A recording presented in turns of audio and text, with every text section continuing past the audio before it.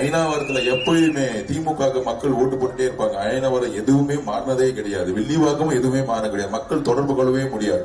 ஆனா இங்க நிர்வாகிகள் இருக்கக்கூடிய கூபி ஜெயின்னு சொல்றவருக்கு 14 வீடு வந்துருச்சு. இங்க வந்து கவுன்சிலர் ஆகிறதுக்கு முன்னாடி ஒரு சாதாரண கவுன்சிலர் 14 வீடு வச்சிருக்காரு வாடகை விட்டுக்கிட்டு. எங்க வில்லிவாக்க ஏரியாக்குள்ள. இப்ப இங்க இருக்க வாசு எங்க பார்த்தாலும் லேண்ட மடக்கி போறது. கவர்மெண்ட்ல புறம்போக்கு, கவர்மெண்டோடைய புறம்போக்கு லேண்ட் எல்லாம் வாசு பேர்ல பட்டா போட்டிருக்காங்க. இது நியாயமா? நான் கேக்குறேன். கவர்மெண்டோடைய லேண்ட், கவர்மெண்டோட லேண்ட் எங்கெல்லாம் வேக்கண்டா இருக்கோ அங்கெல்லாம் பார்க் வந்திருக்கணும். அங்கெல்லாம் ஒரு நல்ல ஸ்கூல் வந்திருக்கணும். அங்கெல்லாம் நல்ல வந்து எங்க பார்த்தாலும் மாடு ரோட்ல விடுது. அது அந்த மாடு யாருன்னு கேட்டா வாசுதுங்கிறாங்க. மாடை வளர்த்து ரோட்ல விடுறாங்க. எல்லாம் மாட்டு மூல பசங்க திமுக காரங்களுக்கு. மாடு கூட பால் கறக்குது. ஆனா திமுக காரங்களுக்கு மக்களோட ரத்தத்தை கறந்துகிட்டு இருக்காங்க. இதுதான் பிரச்சனை. அப்ப ஒண்ணுமே இல்லாத கவுன்சிலர் 14 வீடு வச்சிருக்காரு. ஒரு கவுன்சிலர் 14 வீடு வச்சிருக்காருன்னா அப்ப எம்எல்ஏ எத்தனை கோடி சம்பாதிச்சிருப்பாரு? ஒரு மினிஸ்டர் எத்தனை ஆயிரம் கோடி சம்பாதிச்சிருப்பாரு? ஒரு திமுக குடும்பம் எத்தனை லட்சம் கோடி சம்பாதிச்சிருக்கும்? இதுதான் இங்க பெரிய பிரச்சனையே. கேட்டா பிஜேபி தமிழ்நாட்டுல பிஜேபியே கிடையாது. சும்மா பேருக்கு பிஜேபி ஏத்து நின்னுக்கிட்டு ஒவ்வொரு அமைச்சரும் எஜுகேஷன் நீங்க கவர்மெண்ட் ஸ்கூல், நான் ஒன்னே ஒண்ணு கேட்கிறேன், ஏழை மக்கள் மட்டும்தான் கவர்மெண்ட் ஸ்கூல்ல போக முடியும். ஆனா அமெரிக்கால எல்லோரும் எல்லா ஸ்கூலும் ஈக்குவலா இருக்கும். ஏதாச்சும் பணக்கார வீட்டு பையன் ஏழை கவர்மெண்ட் ஸ்கூல்ல போக முடியுமா? மிடில் கிளாஸ் கொஞ்சம் சம்பாதிச்ச உடனே பிரைவேட் ஸ்கூல் தான் போறாங்க. ஏன்? கவர்மெண்ட் ஸ்கூல் ஃபுல்லா ஊழல். ஆனா 35,000 கோடி ஒதுக்குறாங்க கவர்மெண்ட் ஸ்கூலுக்கு. எஜுகேஷன் டிபார்ட்மெண்டோடைய பட்ஜெட்ல எவ்வளவு தெரியுமா ஒதுக்குறாங்க? 36,000 கோடி ஒதுக்குறாங்க. ஆனா அந்த ஸ்கூல்ல போக முடியுதா? சாதாரண ஒரு ஆட்டோ ஓட்டுற பையன் வந்து ஸ்கூலுக்குள்ள போக முடியுமா? கவர்மெண்ட் ஸ்கூல்ல அந்த அளவுக்கு எஜுகேஷன் கிடைக்குமா? ஒண்ணுமே கிடைக்காது. ஆனா 36,000 கோடி எங்க போகுது? நேரா மினிஸ்டரோட பாக்கெட்டுக்கு போகுது. எல்லாம் ஊழல். நல்ல ரோடு போட்டேன்னு நாங்க கணக்கு எழுதிருப்பாங்க. ரோடுக்கு எவ்வளவு ஒதுக்குறாங்க? அதே 30,000 கோடி. ஆனா ரோடு கிடைச்சிருக்கா? பட்ஜெட்ல மட்டும் முதலமைச்சர் படிப்பாரு 30,000 கோடின்னு. ஆனா ரோடு கிடைச்சிருக்கா? வாட்டருக்கு டாக்ஸ் வாங்குறாங்க. உங்க வீட்டுக்கு வாட்டர் வருதா? சிம்பிளா கேக்குறேன். வாட்டர் டாக்ஸ் வாங்குறாங்க இல்லையா? மெட்ரோ கார்பரேஷன்ல இருந்து வாட்டர் டாக்ஸ் வாங்குறாங்க இல்லையா? ஆனா வாட்டர் குழாய்க்கு வருதா? வீட்டுல டாப்பு திறந்தா வருதா? அப்புறம் எதுக்கு டாக்ஸ் வாங்குறாங்க? ரோட் டாக்ஸ் வாங்குறாங்க. ரோடு போடுறாங்களா? டாக்ஸ் வாங்குவாங்க. எல்லாம் அவங்களுடைய அரசியல்வாதிகள் ஊழலுக்காக மட்டுமே இந்த அரசியலை உருவாக்கி இருக்காங்க. நாங்கள் உறுதியாக சொல்றோம், ஆதவ அர்ஜுனாவுடைய கணக்கு வழக்குகள் ஒவ்வொரு 3 மாசமும் ஆன்லைன்ல ஏத்துவிட்டாங்க. இப்ப நான் நாமினேஷன்ல ஏத்துன மாதிரி ஒவ்வொரு 3 மாசமும் என் சொத்து என்ன, என் குடும்ப சொத்து என்ன, எனக்கு எங்க அம்மாவோட சாவை பார்த்து நான் அரசியலுக்கு வந்தவன். எனக்கு பிசினஸ் பண்ணணும், சம்பாதிக்கணும், எந்த நோக்கமும் கிடையாது. நான் வந்து எல்லாரும் கேட்பாங்க, இவர் கோவப்படுறாரு, முதலமைச்சரே கொஸ்டின் கேட்கிறாருன்னு. ஏன்னா என்கிட்ட எங்க தலைவர்கிட்ட நல்ல உள்ளம் இருக்கு. எங்க தலைவர் எந்த தப்பும் செஞ்சதில்ல, எங்க தலைவர் திருடினதில்ல, எங்க கட்சியில் இருக்கிற ஒருத்தர் கூட ஊழல் பண்ணதில்ல, ஊழல் பண்ண மாட்டாரு. சினிமா துறையில எத்தனை ஆயிரம் கோடி ரூபாய் சம்பாதிச்சிருக்கலாம். அதை விட்டுட்டு வர்றதுக்கு முதல்ல ஒரு தைரியம் இருக்கணும், நேர்மை இருக்கணும். அந்த நேர்மையான தலைவரும் கட்சியும் எங்க கட்சி. ஆனா அதே திமுக உங்களுக்கு எல்லாம் மக்களுக்கு எல்லாம் தெரியும். 2021 அப்புறம் ரெட் ஜெயின் ஒரு நிறுவனம் திருப்பி நான் பதிவு பண்ணிட்டு இருக்கேன்.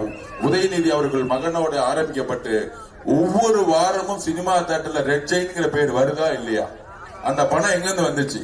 திரு மு.க. ஸ்டாலின் அவர்கள் முதலமைச்சர் ஆகலன்னா ரெட் ஜெயின் ஒரு நிறுவனம் வருஷத்துக்கு 50 மூவி எடுக்கிறதுக்கு காசு கிடைச்சிருக்கா?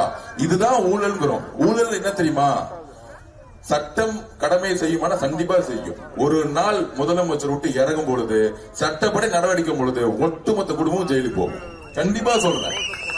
யாரு அதிகாரத்தை பயன்படுத்தி ஒரு தொழிலை உருவாக்குறாங்களோ, இப்ப நானும் நீங்களும் சாதாரண பேங்க்ல லோன் 10% வாங்கி ஒரு தொழில் உருவாக்கிட முடியுமா? நம்ம எல்லாம் ஒரு சாதாரண குடும்பம். இன்னைக்கு போய் ஒரு ஐஓபில போய் நான் ஒரு நல்ல ப்ராஜெக்ட் பண்றேன், நான் ஒரு சினிமா எடுக்கிறேன், இல்ல நான் ஒரு நல்ல தொழில் பண்றேன், எனக்கு ஒரு 10 லட்சம் 50 லட்சம் 20 லட்சம் லோன் கிடைச்சிருமா? ஆனால் இந்த திமுக குடும்பம் முதலமைச்சர் ஸ்டாலின் அவர்கள் முதலமைச்சர் ஆன பிறகு எத்தனை தொழில் ஆரம்பிச்சாங்க? ரியல் எஸ்டேட் தொழில், ரோடு கான்ட்ராக்ட் ஃபுல்லா. மருமகனுடைய வசதி வாய்ப்பு எங்கேயோ போயிருச்சு. அப்ப எதுவுமே ஊழல். ஆனா பேசக்கூடிய டிவி மீடியா அதுக்கு காசு அடிச்சுட்டாங்க. கேட்டா பேக்கேஜ், எல்லா டிவிக்கும் பேக்கேஜ். பேசுறவங்க எல்லாருமே பாத்தீங்கன்னா திமுக காரங்க எல்லாம், நாங்க திமுக பெரிய கட்சி, அவங்க யாருமே வீழ்த்த முடியாது, யாருமே கிடையாது. அவங்க பூத்துல ரொம்ப ஸ்ட்ராங்கா. என்ன பூத்துல இருந்து ஸ்ட்ராங்கு?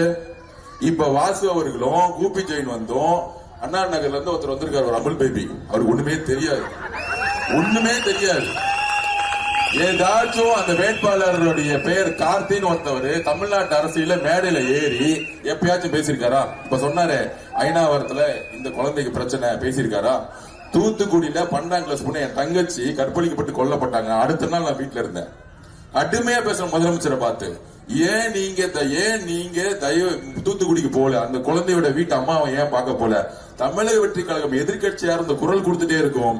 இபிஎஸ் அவர்களும் அதிமுகவும் களத்திலே கிடையாது. 12க்கு அப்புறம் எங்களுடைய தலைவர் விஜய் அவர்களுடைய பிரச்சாரம் தூத்துக்குடியிலும் திருநெல்வேலி பாத்தீங்கன்னா 10 லட்சம் பேர் வந்து நின்னாங்க எங்க தலைவரை பாக்குறதுக்கு. அது சினிமா அல்ல, மக்களுக்கு மாற்ற வேண்டும்.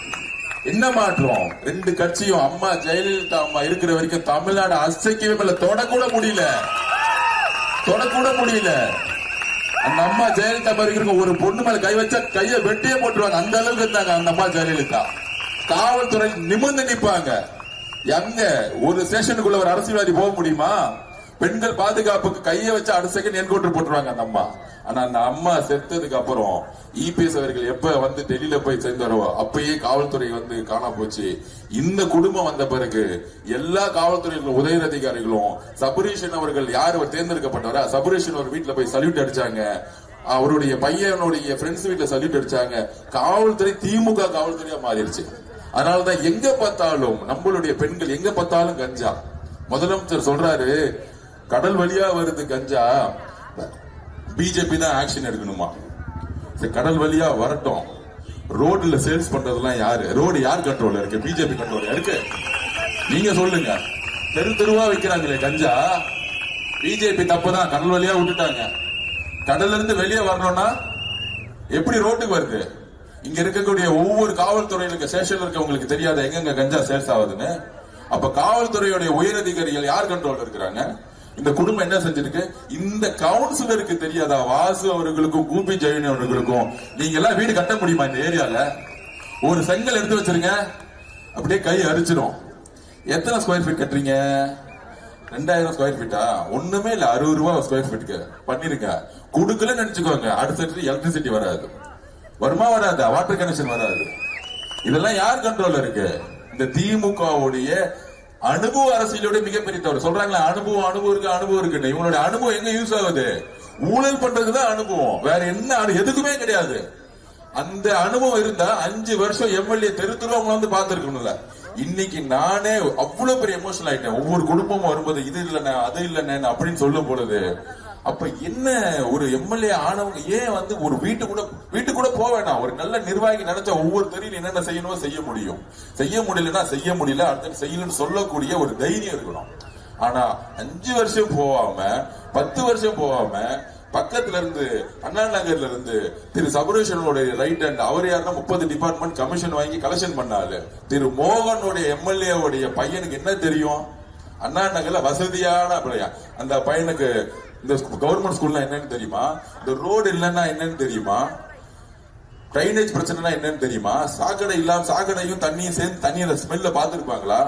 அதை வச்சு நான் பாத்திருக்கேன். நான் திருப்பியும் சொல்றேன், சாதாரண விவசாய குடும்பத்துல இருந்து வந்தவன். 1ஆம் கிளாஸ்ல இருந்து 12ஆம் கிளாஸ் தமிழ் வள்ளி கவர்மெண்ட் ஸ்கூல்ல படிச்சு சத்துணவு சாப்பிட்டு வளர்ந்தவன் நான் திருப்பியும் சொல்றேன்.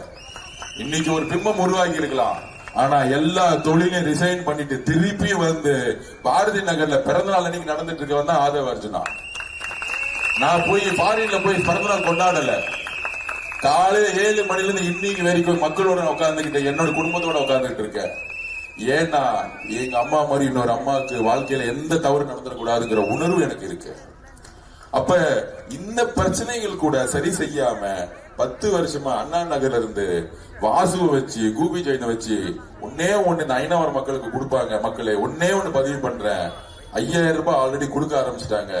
இன்னொரு ரவுண்ட் லாஸ்ட் நைட் பாத்தீங்கன்னா 22ஆம் தேதி நைட் கரண்ட் ஆஃப் பண்ணிடுவாங்க.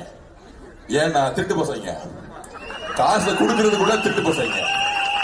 என்ன திருட்டு பசங்க நேரா கொடுக்க மாட்டாங்க, மாட்டிக்குவாங்கல்ல.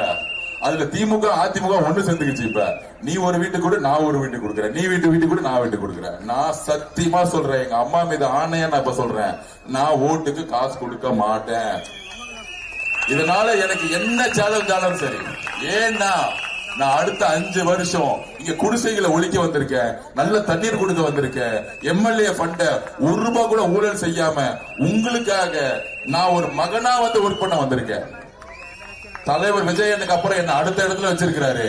கண்டிப்பா தலைவர் முதலமைச்சர் ஆகும் போது இந்த தொகுதியில எல்லாத்தையும் நான் சரி செய்வேன்.